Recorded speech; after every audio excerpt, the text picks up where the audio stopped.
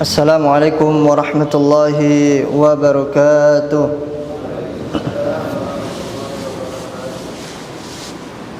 Alhamdulillahilladzi bi ni'matihi tatimmu shalihat. Segala puja dan puji hanya milik Allah Subhanahu wa taala. Yang karena nikmat Allah Subhanahu wa taala segala kebaikan menjadi sempurna. Yang karena rahmat dan kasih sayang Allah Subhanahu wa taala segala niat baik hamba bisa terlaksana. Allahumma salli wa sallim wa zid wa barik wa an'im ala sayyidina wa maulana Muhammadin sallallahu alaihi wasallam wa ala alihi wa ashabihi wa man tabi'ahum bi ihsanin ila yaumiddin. Ya Allah, semoga salawat dan salam, keberkahan senantiasa Engkau curahkan untuk hamba kekasih-Mu, untuk Nabi kita yang tercinta Muhammad bin Abdullah alaihi salatu wassalam. Semoga bersambung kepada keluarga-keluarga beliau, kepada putra-putri beliau, dan kepada seluruh keluarga Nabi sallallahu alaihi wasallam yang Allah berikan hidayah Islam kepada mereka. Semoga bersambung kepada para sahabat dan orang-orang yang mengikuti para sahabat radhiyallahu anhum ajma'in sampai hari kiamat. Semoga Allah Subhanahu wa taala meridhai kita bersama mereka. Jamaah rahimani wa rahimakumullah. Alhamdulillah kita masih dipertemukan oleh Allah Subhanahu wa taala dalam rangka menuntut ilmu, dalam rangka mempelajari agama Allah Subhanahu wa taala. Dan akan kita lanjutkan pembahasan kitab Al-Usul Ats-Tsalatsa, 3 pondasi pokok. Nah, alhamdulillah sudah dibagikan kepada bapak-bapak sekalian sebuah kitab yang ditulis oleh Syekh Muhammad bin Abdul Wahhab rahimallahu taala. Ini adalah hadiah dari donatur. Nah, alhamdulillah beliau menyebarkan kitab-kitab yang sesuai dengan akidah Ahlus Sunnah wal Jamaah. Insyaallah akan kita selesaikan kitab ini dengan izin Allah Subhanahu wa taala. Pembahasan kita terhenti di halaman 8. Buka halaman 8. Nah, ini gratis untuk bapak-bapak sekalian, gratis. Boleh dibawa pulang. Boleh dibawa pulang. Ini memang gratis untuk jamaah.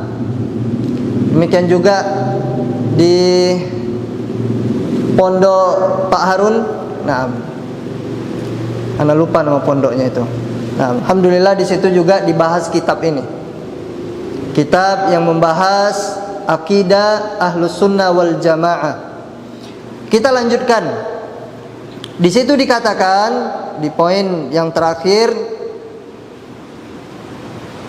ibadah dalam ayat ini, yaitu ayat yang ada di atasnya. Wa ma khalaqatul jinna wal insa illa liya'budun. Apa arti tidaklah aku ciptakan jin dan manusia kecuali untuk beribadah? Liya'budun artinya adalah tauhid. Berarti kita ini diciptakan oleh Allah Subhanahu wa taala untuk bertauhid. Bahagia hidup kita. Cukup dengan tauhid kita bahagia hidup kita. Kita hanya memberikan ibadah hanya kepada Allah Subhanahu wa taala. Enggak boleh kita memberikan ibadah kepada kuburan, sehingga sebagian kuburan orang-orang soleh yang kalau mereka masih hidup mereka tidak ridho dengan perbuatan kaum muslimin. Enggak ridho mereka. Sampai-sampai kuburan sebagian seperti kue. Nauzubillah min dzalik. Saking dihiasnya. Lihat kuburan Nabi SAW biasa-biasa saja. Kuburan orang-orang yang mati di perang Uhud biasa saja kuburannya.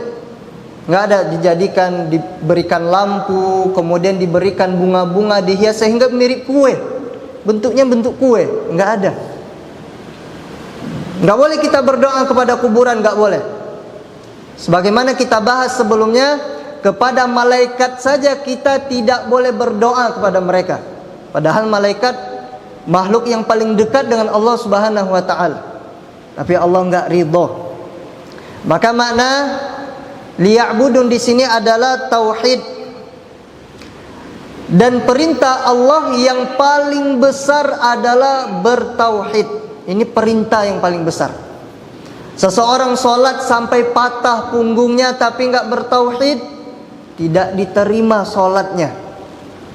Haji furoda terus setiap tahun haji, karena haji ini dalam setahun cuma sekali. Nah, nggak ada 2 kali, nggak ada 3 kali. Nah, maka seorang itu selalu dia berhaji. Haji yang keluarnya itu nggak pakai nunggu lama, 300 hampir 400 juta langsung berangkat setiap tahun. Tapi dia tidak bertauhid, maka Allah tidak terima hajinya. Walaupun dia haji dari balik sampai hari ini, enggak Allah terima. Maka di antara pondasi yang menjadikan amal umat Islam ini diterima oleh Allah adalah bertauhid kepada Allah Subhanahu wa taala. Dan kita telah sampaikan apa itu tauhid. Tauhid adalah ifradullahi bil ibadah, mengesahkan Allah dalam ibadah. Cukup berikan kepada Allah. Nanti ada perincian tentang ibadah secara khusus di dalam kitab ini. Semua jenis ibadah. Ibadah itu kata Syekhul Islam Ibn Taimiyah rahimallahu ta'ala, setiap yang Allah cintai dan yang Allah ridhoi, maka itu adalah ibadah. Enggak boleh kita berikan kepada selain Allah Subhanahu wa taala apa yang Allah cintai. Nah, salat Allah cintai, enggak boleh kita salat untuk selain Allah. Berdoa Allah perintahkan. Wa qala rabbukumul ladzi ud'uni. Rabb kalian berkata, berfirman, berdoalah kepadaku, astajib lakum, akan aku kabulkan. Kemudian kita berdoa kepada selain Allah, maka Allah tidak ridho. Apalagi amalan yang Allah cintai, haji, enggak boleh kita haji untuk selain Allah. Menyembelih, kita senantiasa membaca ayat pendek yang memang waktu maghrib ini disunahkan kita membaca qisar mufassal, ayat-ayat yang pendek, yaitu dari surat Duha sampai An-Nas. Nah, di situ ada surat, di antara suratnya adalah Al-Kautsar. Sering kita membaca. Bahkan SD pun, anak-anak SD hafal. Inna a'tainakal kautsar. Sesungguhnya Muhammad, kami telah memberikan telaga Al-Kautsar kepada engkau, yaitu telaga yang ada di surga Firdaus. Inna a'tainakal kautsar fasalli li rabbika wanhar. Apa kata Allah? Fasalli li rabbika, salatlah untuk Rabbmu. Kalau Allah perintahkan, ridho tidak Allah ridho. Apakah Allah cinta? Iya. Kenapa? Allah perintahkan.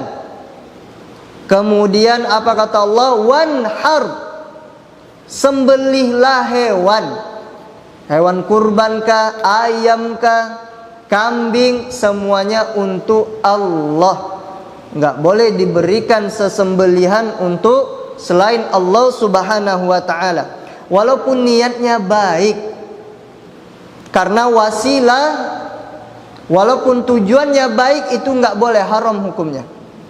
Enggak boleh. Contoh, kita menyembelih, tujuannya bagus, ingin tidak terjadi kemarau panjang, ingin tidak terjadi musim hujan yang menghancurkan tanaman-tanaman. Walaupun tujuan ini baik, tapi Allah Subhanahu wa taala tidak ridho.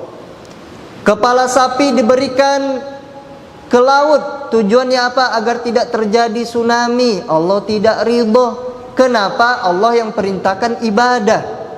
Kalau Allah perintahkan, maka Allah Subhanahu wa taala ridho dan cinta amalan tersebut. Maka tidak boleh diberikan kepada selain Allah Subhanahu wa taala. Semua rasul mereka mendakwakan agar umatnya bertauhid, agar umatnya menyembah Allah semata, agar umat mereka hanya memberikan ibadah kepada Allah Subhanahu wa taala semata. Semuanya. Allah mengatakan di dalam Al-Qur'anul Karim di dalam surah An-Nahl ayat 36, "Wa laqad ba'atsna fi kulli ummatin rasulan an ya'budullaha wajtanibut taghut." Apa kata Allah? Sungguh kami telah mengutus di setiap umat satu orang rasul, utusan. Dan semua mereka mengatakan an ya'budullah, sembahlah Allah semata dan jauhi sesembahan selain Allah Subhanahu wa taala. Kemudian Allah Subhanahu wa taala mengatakan di dalam kitab ini, bisa dilihat halaman 8, "Wa ma khalaqtul jinna wal insa illa liya'budun." Ayat yang tadi kita bacakan, tidaklah aku ciptakan jin dan manusia kecuali hanya untuk beribadah kepadaku. Nah, ini menunjukkan kepada kita tauhid adalah perkara yang besar yang Allah perintahkan kepada kita. Kemudian apa lawan dari tauhid? Apa lawan dari mengesahkan Allah Subhanahu wa taala? Yaitu menduakan Allah Subhanahu wa taala, yang dinamakan dengan syirik. Nah, ini larangan paling besar. Ada larangan minum khamar, ada larangan riba, ada larangan zina, ada larangan korupsi, ada larangan menganiaya. Tapi larangan yang paling besar di antara dosa-dosa adalah berbuat syirik. Ini larangan yang paling besar. Nah, apa itu syirik? Syirik itu apa? Syirik itu adalah da'watu ghairihi ma'ahu. Apa itu syirik? Syirik adalah beribadah kepada selain Allah bersama Allah. Nah, itu. Sama Allah buat syirik, kemudian bersamaan dengan itu sama Allah beribadah juga. Beribadah kepada Allah dan beribadah kepada selain Allah Subhanahu wa taala. Makanya di zaman Nabi SAW, orang-orang kafir Quraisy, mereka orang-orang kafir Makkah, mereka tawaf untuk Allah, mereka tawaf. Mereka takut dengan bulan-bulan haram. Mereka mengetahui, meyakini bahwasanya Allah yang menghidupkan, yang memberikan rezeki, yang menurunkan hujan itu Allah. Yakin mereka. Ibadah haji untuk Allah Subhanahu wa taala, tawaf. Tapi mereka bersamaan dengan beribadah kepada Allah, mereka beribadah kepada selain Allah. Mereka berdoa kepada patung-patung mereka. Mereka memberikan sesembelihan kepada patung-patung mereka. Maka Allah tetap menamai mereka dengan orang-orang kafir. Allah namai mereka dengan orang-orang kafir. Inilah pengertian dari syirik, yaitu beribadah kepada selain Allah bersamaan dengan Allah. Dengan Allah juga, kemudian dengan selain Allah Subhanahu wa taala juga. Dalilnya, nah, Masya Allah kitab Syekh ini, beliau membawakan beberapa poin. Ada dalil dari Al-Quran, jelas kitab kita. Ada dalil dari hadis Nabi SAW, jelas Nabi kita. Beliau membawakan ucapan-ucapan dan ada sumbernya. Bukan hanya sekedar ucapan, guru saya mengatakan demikian tapi nggak tahu kitabnya, nggak bisa kita cari. Syekh mengatakan demikian tapi kita nggak tahu di mana kitabnya agar kita bisa meneliti ucapan Syekh tersebut. Tapi beliau membawakan yang paling utama Al-Quran yang banyak di dalam kitab beliau. Allah mengatakan di dalam surah An-Nisa ayat 35, wa'budullaha wa la tusyriku bihi syai'a. Beribadahlah kalian hanya kepada Allah semata, dan janganlah kalian berbuat syirik kepada Allah dengan sesuatu apapun. Tatkala kita membawakan dakwah yang seperti ini, maka banyak rintangannya. Orang-orang akan mengatakan, apakah kalian akan melarang kami dari perbuatan yang sering dilakukan oleh orang-orang tua kami. Ini yang mereka katakan. Inilah penentang dakwah tauhid. Yang menjadi penghambat dakwah tauhid adalah ucapan-ucapan seperti ini. Bukan di zaman ini saja. Di zaman yang pertama kali terjadi kesyirikan, yaitu di zaman Nabi Nuh alaihissalam, mereka juga mengatakan, engkau wahai Nuh akan menghalangi kami beribadah kepada kebiasaan orang tua kami, beribadah kepada patung-patung kami, engkau larang. Ini yang mereka katakan. Ada yang mengatakan kalau kesyirikan itu kearifan lokal dan ucapan-ucapan yang lainnya, maka kita katakan syirik tetaplah syirik, tauhid tetaplah tauhid, walaupun berbeda zamannya, bertukar generasinya.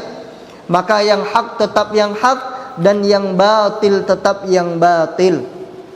Nah, ini disebutkan oleh Syekh Muhammad bin Abdul Wahhab. Para sahabat Nabi SAW pernah bertanya kepada Nabi SAW, bertanya tentang dosa apa yang paling besar. Boleh nggak kita bertanya tentang perbuatan yang nggak baik? Boleh. Kita boleh bertanya tentang hukum zina, tentang hukum khamar, tentang kesyirikan, tentang perbuatan bid'ah. Boleh kita bertanya, boleh. Apa tujuannya? Tujuannya agar kita tidak terjatuh ke dalamnya, agar kita tidak terjerembab di dalamnya. Maka para sahabat mengatakan, ya Rasulullah, ayyu dzambin a'zam, wahai Rasulullah, dosa apa yang paling besar? Nanya para sahabat, apa dosa yang paling besar ya Rasulullah? Kabarkan kepada kami, sehingga kami tidak terjerumus di dalamnya. Maka Allah mengatakan, antaj'ala lillahi niddan wa huwa khalaqaka. Engkau menjadikan Allah tandingan, engkau menjadikan selain Allah sebagai sekutu, maka Allah Subhanahu wa ta'ala tidak ridha, sedangkan Allah yang menciptakanmu.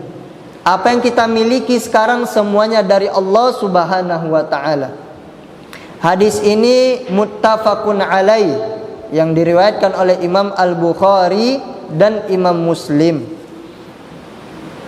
Dan di dalam Sahih Muslim disebutkan bahwa ketika melakukan tawaf, orang-orang musyrikin Arab, mereka mengatakan labbaika la syarika laka. Bayangkan, orang kaum musyrikin Arab itu mereka meyakini tidak ada sekutu bagi Allah. Mereka meyakini hal demikian. Labbaika la syarika laka. Ini di dalam Sahih Muslim. Mereka mengatakan, kami sambut panggilanmu ya Allah, tidak ada sekutu bagimu. Nah, ini yang dikatakan oleh kaum musyrikin Makkah. Tapi mereka tetap berbuat syirik kepada Allah Subhanahu wa ta'ala. Nabi SAW juga mengatakan sebelum berhijrah, di setiap tahun Nabi SAW beliau pergi ke Mina untuk berdakwah, mengajak umat manusia. Nah, kenapa? Karena Mina ini di zaman Nabi SAW atau di zaman sekarang ketika haji itu adalah tempat yang ramai banyak manusia di sana. Maka Nabi SAW mengatakan kepada mereka, kepada orang-orang yang berada di sana, ya ayuhan nas, qulu la ilaha illallah tuflihu.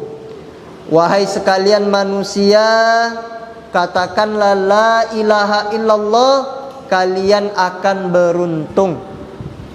Katakan la ilaha illallah. Dan ini juga yang ditawarkan oleh Nabi SAW kepada Abu Talib. Tapi Abu Talib tidak Allah berikan hidayah kepada Abu Talib. Dan mereka menjawab seruan Nabi Muhammad SAW. Apa kata orang-orang musyrikin?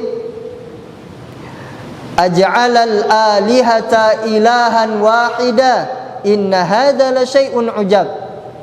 Mereka mengatakan, apakah dia Muhammad ini menjadikan Tuhan-Tuhan itu hanya satu saja?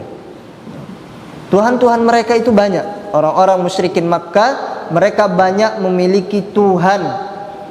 Kemudian mereka mengatakan, apakah Muhammad ini alaihi salatu wassalam menjadikan Tuhan-Tuhan menjadi satu? Cukup satu saja yang kita sembah, kata mereka. Kemudian mereka mengatakan, sungguh ini adalah sesuatu yang sangat mengherankan. Ini yang disebutkan oleh Allah Subhanahu wa taala mengenai orang-orang kaum musyrikin Makkah. Kemudian Allah Subhanahu wa taala menyebutkan, wa'budullaha wa la tusyriku bihi syai'a. Kemudian apabila ditanya apakah 3 landasan yang wajib diketahui oleh manusia, maka hendaklah kita menjawab, mengenal Allah Subhanahu wa taala, ada di dalam kitab, di dalam buku, mengenal agama Islam dan mengenal Nabi Muhammad sallallahu alaihi wasallam. Nah, mulai kita beranjak kepada pembahasan mengenal Allah Subhanahu wa taala.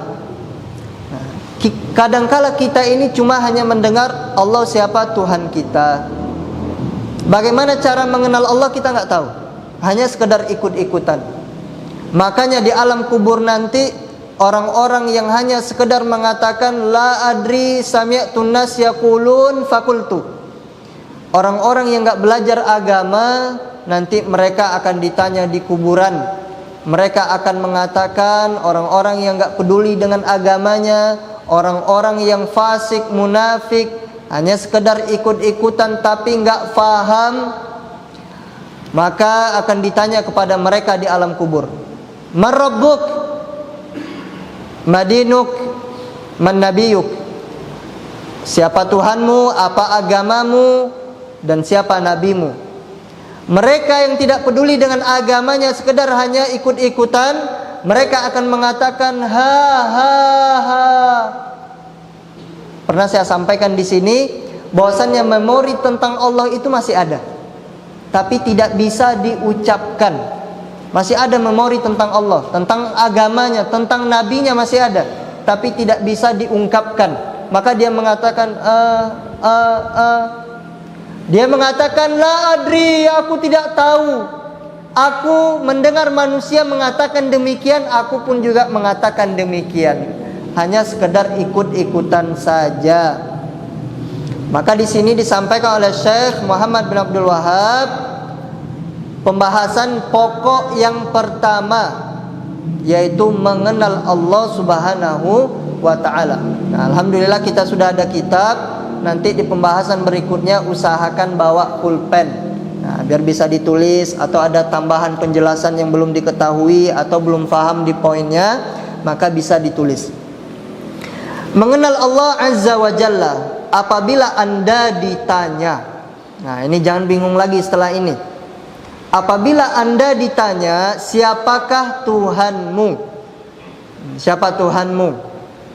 Maka katakanlah, Tuhanku adalah Allah yang telah memelihara diriku dan memelihara semesta alam ini dengan segala nikmat yang dikaruniai oleh Allah.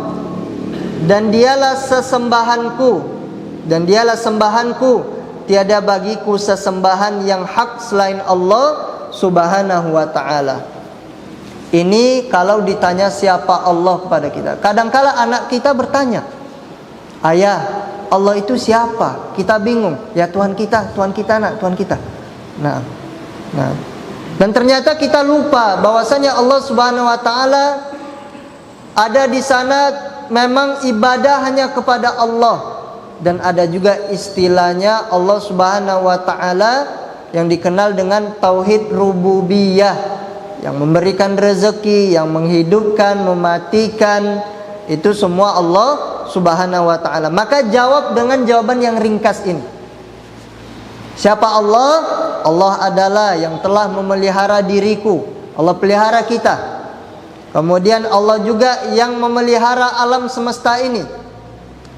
Dan Allah Subhanahu wa ta'ala memberikan segala nikmat dan karunia. Dan dialah sesembahanku, tiada bagiku sesembahan yang hak selain Allah Subhanahu wa ta'ala. Nah, ini adalah pengertian ataupun jawaban tatkala ditanyakan siapa Tuhan kita. Di dalam bahasa Arab berasal dari rububiyah. Rabb itu berasal dari rububiyah, yang maknanya adalah menciptakan, memiliki, kemudian menguasai dan mengatur. Ini arti Rabb. Ini arti dari Rabb. Adapun pengertian yang benar, la ilaha illallah, arti yang benar adalah, kalau kita terjemahkan secara bahasa Indonesia, tidak ada sesembahan selain Allah, ini masih kurang. Tidak ada sesembahan selain Allah, ini masih kurang. Tidak ada sesembahan selain Allah, berarti ada sesembahan lagi yang lain. Yang benar adalah tidak ada yang berhak tambah haknya. Tidak ada yang berhak disembah kecuali hanya Allah semata. Ini pengertian yang lebih bagus. Allah Subhanahu wa taala berfirman, Alhamdulillahi Rabbil Alamin. Segala puji bagi Allah, Tuhan semesta alam. Semua yang ada selain Allah disebut alam, disebut alam. Dan saya adalah bagian dari semesta alam. Jadi semua itu adalah alam. Ada alam manusia, ada alam jin, ada alam barzakh, ada alam hewan. Dan semuanya yang ada di muka bumi ini dan di atas langit, kemudian yang ada di lautan, semuanya selain Allah dinamakan dengan alam, dinamakan dengan alam semesta. Dalilnya adalah alhamdulillahi rabbil alamin. Alhamdulillahi rabbil alamin.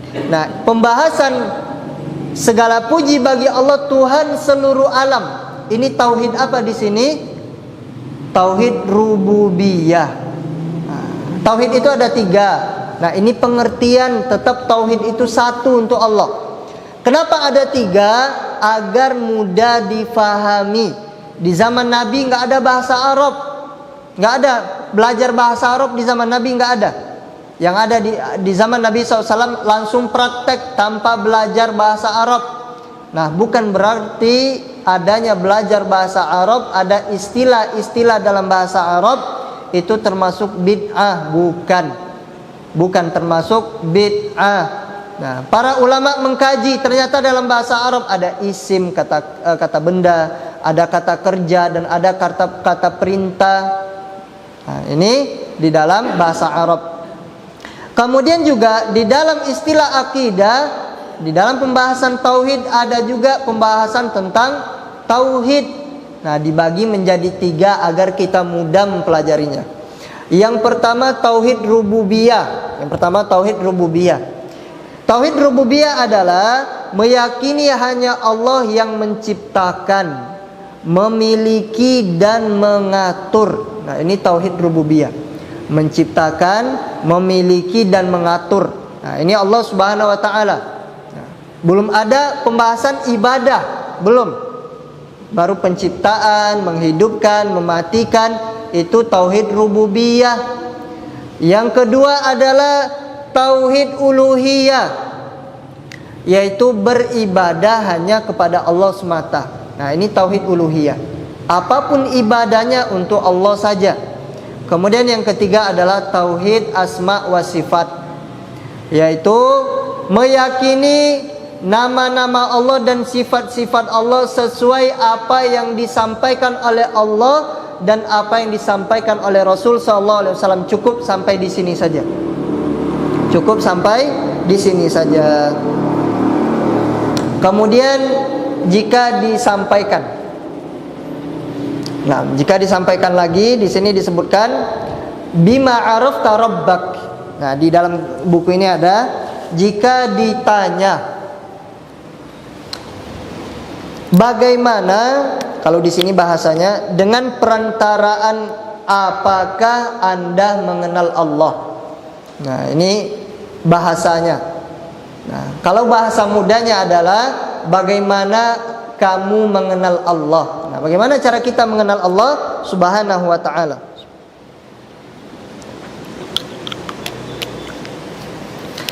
Bagaimana cara kita menjawabnya?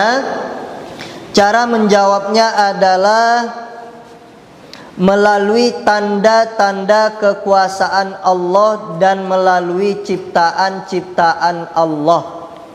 Nah, dengan ini kita mengenal Allah Subhanahu wa ta'ala.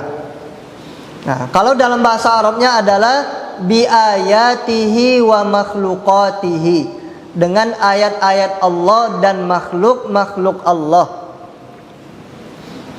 Di antara ayat-ayat Allah Subhanahu wa ta'ala, di antara ayat-ayat bisa kita terjemahkan mudahnya bahasa Indonesia, tanda kekuasaan. Ayat tanda kekuasaan Allah Subhanahu wa ta'ala, yaitu adanya malam,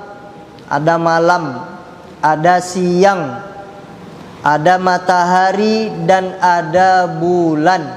Nah, ini diantara tanda kekuasaan Allah Subhanahu wa ta'ala.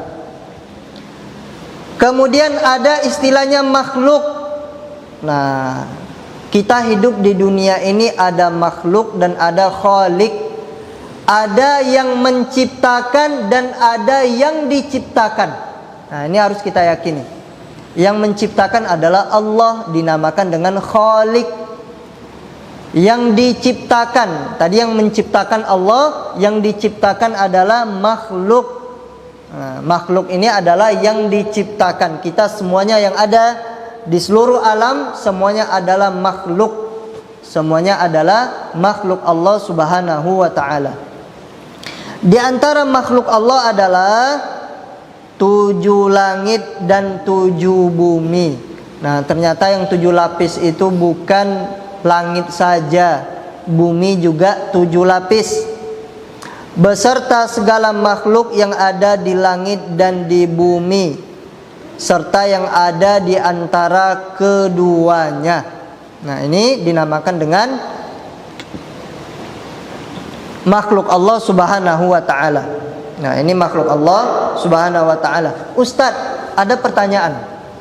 Bukannya langit juga Allah ciptakan, bumi juga Allah ciptakan, matahari dan bulan juga Allah ciptakan. Lalu kenapa ada istilah ayat dan makhluk? Ada istilahnya tanda kekuasaan dan ada makhluk yang diciptakan. Nah, ini kan 2 tadi. Mengenal Allah dengan ayat dan makhluk, tanda kekuasaan Allah dan ciptaan Allah Subhanahu wa ta'ala. Nah, kenapa ada demikian Ustaz? Bukannya sesama semuanya itu Allah ciptakan? Iya. Tapi Allah rinci di dalam firman Allah Subhanahu wa ta'ala di halaman 11. Nah, Allah sendiri yang merinci. Ada ayat dan ada makhluk, ada tanda kekuasaan dan ada ciptaan Allah. Allah mengatakan, "Wa min ayatihi al-lail wan nahar wasyamsu wal qamar." Sebagian dari tanda-tanda kekuasaan Allah ada siang, malam, matahari dan bulan. Nah, di sini Allah sebutkan apa? Makhluk atau ayat? Makhluk atau ayat? Ayat. Nah, jelas wa min ayatihi. Wa min ayatihi, di antara tanda kekuasaan Allah, yaitu ada malam, siang, matahari dan bulan. Kemudian Allah mengatakan, jangan sujud kalian untuk matahari dan bulan. Nah, orang-orang yang beribadah kepada matahari adalah orang-orang Majusi. Nah, seperti beribadah kepada api. Nah, ini termasuk orang-orang Majusi. Dan beribadah kepada rembulan, sujud kepada rembulan. Maka Allah mengatakan, akan tetapi kalian sujudlah untuk zat yang telah menciptakan itu semua. Apa tadi yang diciptakan oleh Allah? Malam, siang, bulan dan matahari. Apabila kalian benar-benar hanya kepada Allah semata dalam menyembah. Nah, ini Allah bedakan, ini ayat. Kemudian mana makhluk? Nah, di ayat setelahnya ada di dalam buku, Inna rabbakumul ladzi khalaqas samawati wal arda fi sittati ayyam. Sesungguhnya Rabb kalian Allah yang telah khalaqa, yang telah menciptakan. Di sini ayat atau makhluk? Makhluk. Di sini makhluk, khalaqa, yang telah menciptakan. Berarti yang telah menciptakan siapa? Yang telah menciptakan Allah. Yang diciptakan apa? As-samawat wal ardo, yaitu 7 lapis langit dan 7 lapis bumi. Fi sittati ayyam, dalam 6 hari. Ustaz, Allah itu kan kalau kita dengarkan hebat, Ustaz. Kalau Allah itu ingin sesuatu, Allah tinggal mengatakan kun fayakun, jadi maka jadilah.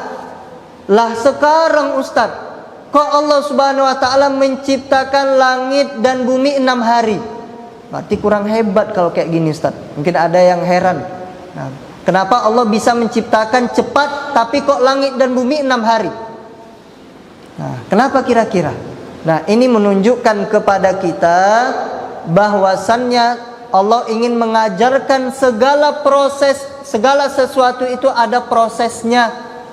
Ada proses. Bisa difahami?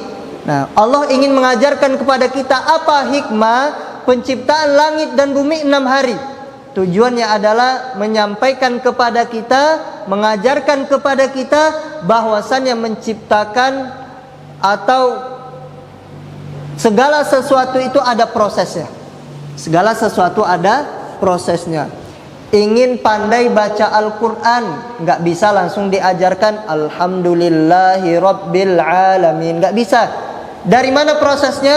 Alif, ba, ta. Setelah abata sampai ya, diajarkan lagi a, i, u, ba, bi, bu. Nah, diajarkan satu-satu. Ada prosesnya. Kita ingin belajar sholat, apakah kita langsung hafal bacaan sholat, bisa seperti sholatnya Nabi SAW? Tidak bisa. Mie saja yang instan tetap ada proses. Airnya dipanaskan, kemudian mie-nya direbus segala macam. Langsung kita makan masih ada prosesnya. Buka bumbunya, buka tempat mie-nya, kemudian pindahkan ke piring. Walaupun instan, tapi tetap ada prosesnya. Nah, ini adalah hikmah dari penciptaan langit dan bumi 6 hari. Semua itu ada proses. Belajar sama Ustadz Ronald itu sudah berapa kali pertemuan, tapi masih belum paham. Nah, maka bersabar. Semuanya ada proses. Semuanya ada proses. Nah, kita nggak paham prosesnya kapan, nantilah istirahat dulu, nggak usah kajian, nanti saja kajiannya lagi, biar nanti paham. Jangan, tapi tetap hadir kajian. Semoga Allah SWT memberikan pemahaman kepada kita. Kemudian Allah mengatakan tsumma stawa 'alal arsy. Kemudian Allah beristiwa di atas arsy. Allah di atas langit, di atas arsy. Kemudian datang lagi pertanyaan, Allah di atas arsy, Ustaz. Bagaimana bentuknya? Bagaimana cara duduknya? Bagaimana bentuk kakinya? Nggak ada para sahabat dulu nanya. Turun ayat ini para sahabat nggak ada satupun yang nanya. Bagaimana duduk Allah? Allah di langit atau di mana-mana, Ustaz? Bagaimana ini? Bagaimana ya Rasulullah? Nggak ada yang bertanya demikian. Para sahabat mengimani sebagaimana yang diturunkan oleh Allah Subhanahu wa taala. Cukup saja kita imani. Bagaimana bentuknya, bagaimana caranya, ini segala macam. Kalau Allah turun sepertiga malam di Amerika, turun di Saudi segala macam, arsy kosong. Nah, sudah kita serahkan kepada Allah. Kita imani saja. Allah turun ketika sepertiga malam terakhir. Ya sudah, diimani saja. Nggak ada para sahabat bertanya seperti pertanyaan orang-orang yang sudah ada di zaman-zaman dulu. Bagaimana istiwanya Allah Subhanahu wa ta'ala. Imam Malik, tatkala ada orang yang bertanya seperti pertanyaan bagaimana bentuk istiwa Allah, maka Imam Malik mengatakan istiwa Allah itu maklum, sudah diketahui, dan bertanya tentang itu adalah pertanyaan bid'ah. Kemudian Imam Malik mengatakan akhrijhu, keluarkan dia dari majlisku. Enggak boleh ditanyakan. Yang urusan Allah sudah urusan Allah Subhanahu wa ta'ala. Yang diajarkan kepada kita ya sudah kita amalkan, itu saja. Maka jangan banyak bertanya seperti Bani Israel. Orang-orang Bani Israel itu banyak bertanya. Akhirnya dengan banyak pertanyaan Allah tambah beban syariat kepada mereka. Kita bisa baca di dalam surat Al-Baqarah. Di situ disebutkan bagaimana Bani Israel. Kemudian Allah mengatakan yughshil lailan nahar. Kemudian dia menutup malam kepada siang. Nah, ada siang, ada malam. Kemudian yatlubuhu hasisan. Kemudian Allah Subhanahu wa taala mengikutinya dengan cepat, hasisan, cepat. Ada malam, ada siang. Baru tadi perasaan kita kerja pagi, sekarang udah malam. Baru tidur, nggak terasa beberapa jam, sudah pagi, sudah siang. Kemudian Allah Subhanahu wa taala juga menciptakan wal qamara wan nujum. Allah ciptakan bulan, bintang-bintang, musakhkharatin bi amri, tunduk kepada perintah Allah. Alalahul khalq wal amr. Kemudian Allah Subhanahu wa taala mengatakan, ingatlah menciptakan dan memerintah itu semua hanya Allah. Maha suci Allah Tuhan semesta alam. Maha suci Allah Tuhan semesta alam. Kemudian Allah juga mengatakan di dalam Al-Qur'anul Karim, ya ayuhan nas u'budu rabbakum alladzi khalaqakum. Wahai manusia, sembahlah Allah semata Rabb kalian yang telah menciptakan kalian. Siapa makhluknya di sini? Kita, manusia. Dan Allah juga yang menciptakan sebelum kalian. Nah, kenapa Allah ciptakan sebelum kita, kemudian menciptakan kita dan setelah kita nanti? Agar kita bertakwa kepada Allah Subhanahu wa ta'ala. Agar kita bertakwa. Allazi ja'ala lakumul arda firasyan. Ketahuilah bahwasanya Allah yang telah menjadikan bumi sebagai hamparan. Bumi itu datar, sehingga kita tidak kesulitan hidup di muka bumi ini. Kemudian was-samaa'a binaan, dan Allah jadikan Allah jadikan langit sebagai bangunan, sebagai atap tanpa tiang. Subhanallah. Allah jadikan langit tanpa atap dan tidak menimpa kita. Bayangkan, langit yang sampai di sana astronot, kemudian pesawat sampai di sana, itu belum melewati langit tingkat pertama. Bayangkan besarnya kerajaan Allah Subhanahu wa taala. Kemudian Allah Subhanahu wa taala wa anzala minas samaa'i ma'an. Allah yang telah menurunkan dari langit hujan. Nah, siapa yang menurunkan hujan? Allah. Kemudian kita kalau nggak turun hujan, berikan ayam ke sini, berikan kepala kerbau ke sini. Kadang kita lupa bahwasanya yang menurunkan hujan dari langit itu adalah Allah. Kemudian Allah mengatakan fa akhraja bihi minas samarati rizqan lakum.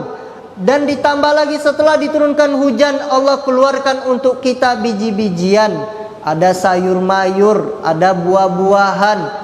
Untuk apa? Rizqan lakum, yaitu untuk rizki kita. Fala taj'alu lillahi andadan wa antum ta'lamun. Dan jangan dijadikan Allah itu, dijadikan untuk Allah tandingan, sedangkan kalian mengetahuinya. Nah, maka kita tidak boleh memberikan ibadah kepada selain Allah Subhanahu wa ta'ala. Kemudian Allah Subhanahu wa ta'ala juga mengatakan, wa man yad'u ma'allahi ilahan akhar la burhana lahu bihi. Nah, di sini Masya Allah, Allah katakan, barang siapa yang menyembah Tuhan yang lain di samping Allah, maksudnya selain menyembah Allah. Nah, bahasa mudanya dari saya, barang siapa yang menyembah Tuhan yang lain selain Allah, menyembah Tuhan yang lain selain Allah, bukan dia sembah Allah, padahal tidak ada satu dalil pun baginya tentang itu. Paham tidak bahasanya?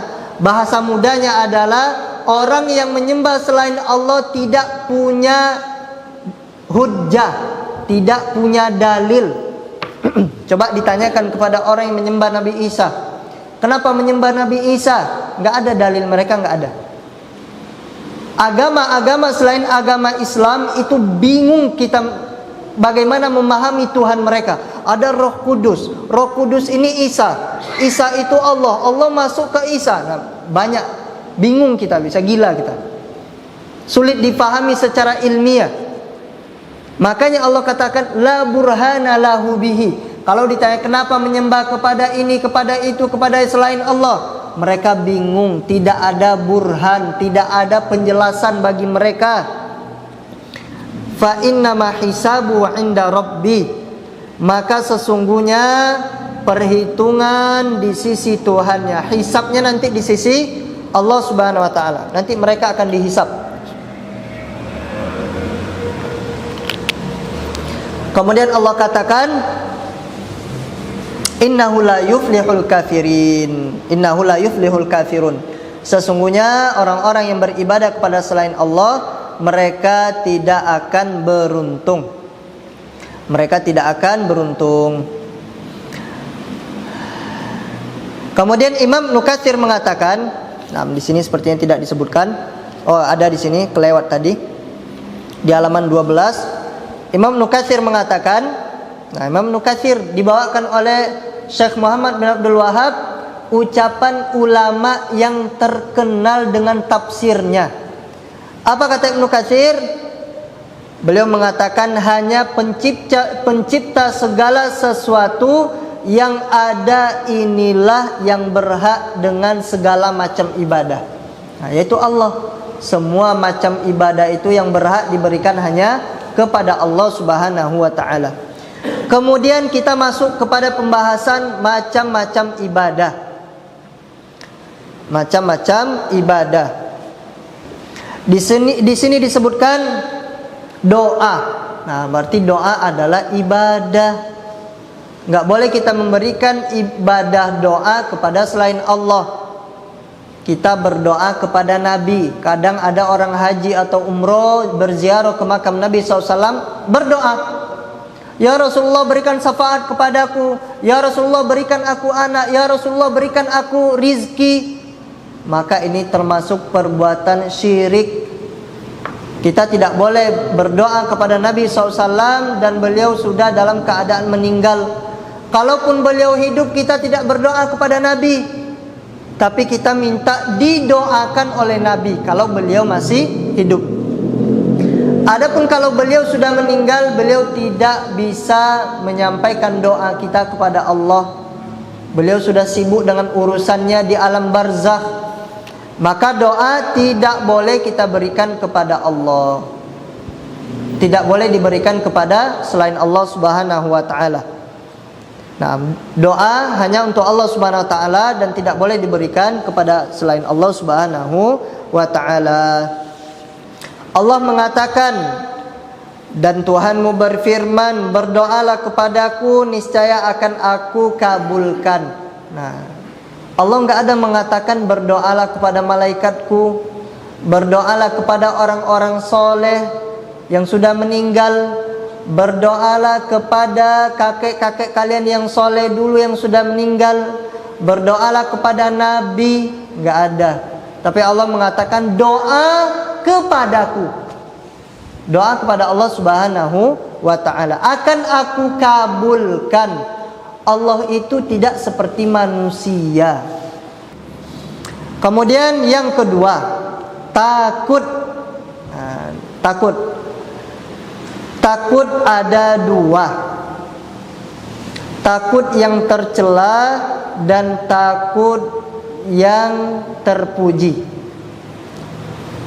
Nah, takut yang tercela apa? Takut kepada syaitan.